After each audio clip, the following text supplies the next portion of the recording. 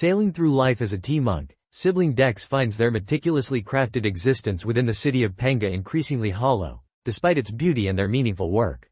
The catalyst for change is an unshakable longing for the sound of cricket song, a melody absent from their urban monastery life. Though initially a simple fancy, this yearning metastasizes into a profound weariness with the city's density and an insatiable desire for expansiveness. Driven by this undefinable need, Dex abruptly announces a change in vocation, opting to become a traveling tea monk serving the outlying villages. Their decision, though sudden to others, feels like an inevitability. Despite offers of apprenticeship, Dex insists on self-teaching, a path that emphasizes hands-on learning. The farewell party is a bittersweet affair, punctuated by moments of doubt and affection, especially with their former lover, Brother Baskin. Yet, the thought of cricket silences all protest, confirming their resolve.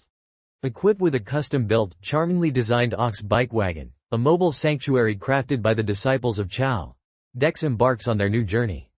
The wagon, adorned with symbols of the sacred six and a comforting bed, represents their new mobile home.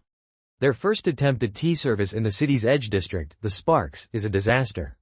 Dex, accustomed to communicating comfort through the environment as a garden monk, finds themselves utterly unprepared for the raw, verbal grief of their first customer, a woman mourning her cat and a failing relationship.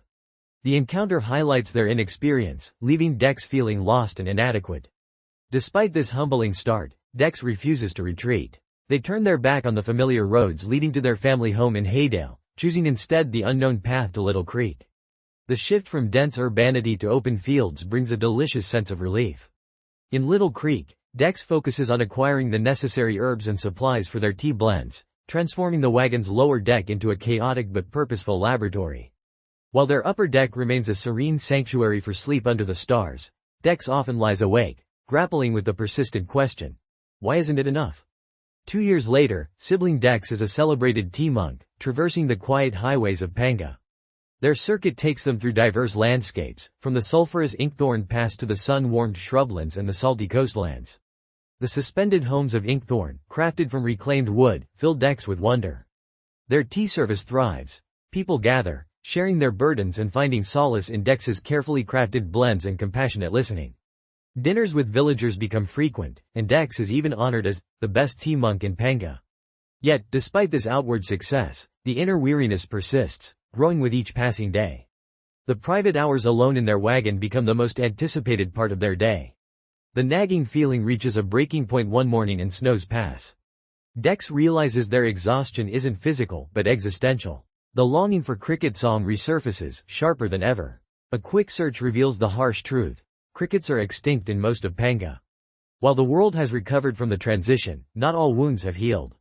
This realization, coupled with their persistent dissatisfaction, despite their successful life, leaves Dex feeling deeply unsettled. A distant memory, a pre-transition recording of a cloud cricket, sparks a new, impulsive idea: to find the Heart's Brow Hermitage in the northern wilds, a remote monastery where such crickets were once found. The online map warns of dangerous, unmaintained roads and unpredictable wildlife in the protected wilderness. Despite the warnings and against all logic, Dex pivots. They cancel their scheduled tea service, turn their wagon around, and head for the unknown. The initial guilt is swiftly replaced by a feeling of rebellious exhilaration. The journey into the Keskin forest is arduous. The old asphalt road is broken and overgrown, demanding constant physical exertion.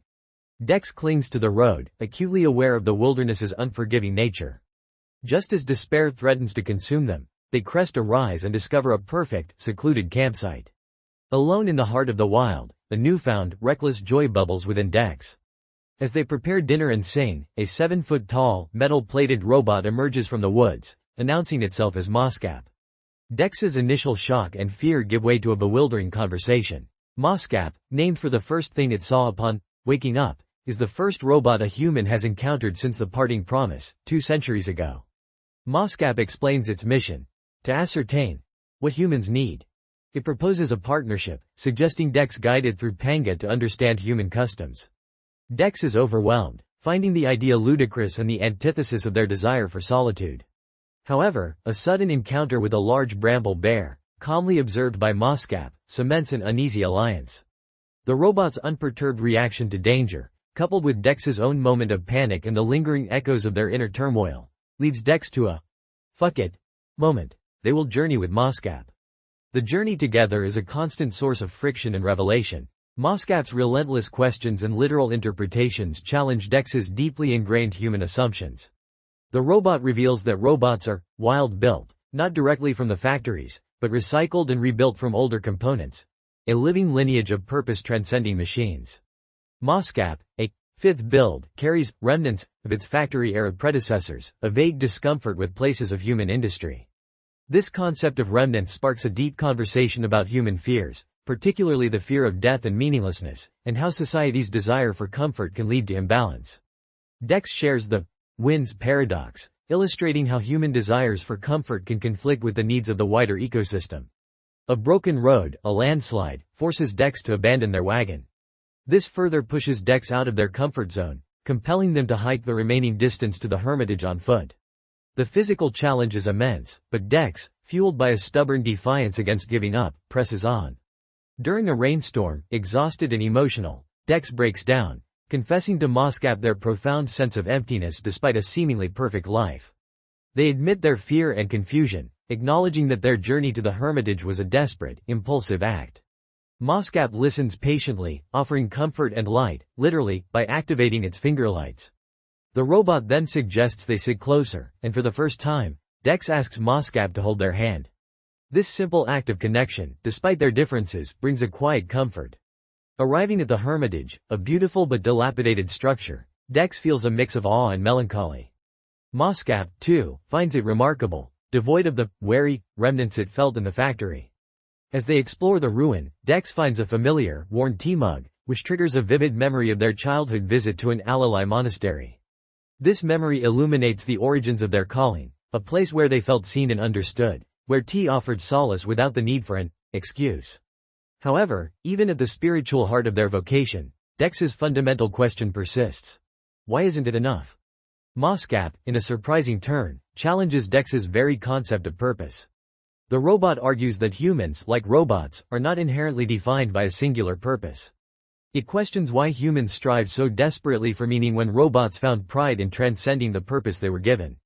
Mosscap suggests that humans are animals, and animals simply are. To exist and marvel at the world is enough. There is no need to justify one's existence or earn contentment. Dex struggles with this, asserting human nature's desire for more than mere survival. Mosscap's final profound statement resonates with Dex. Because I know that no matter what, I'm wonderful. Exhausted but contemplative, Dex finally allows themselves to rest.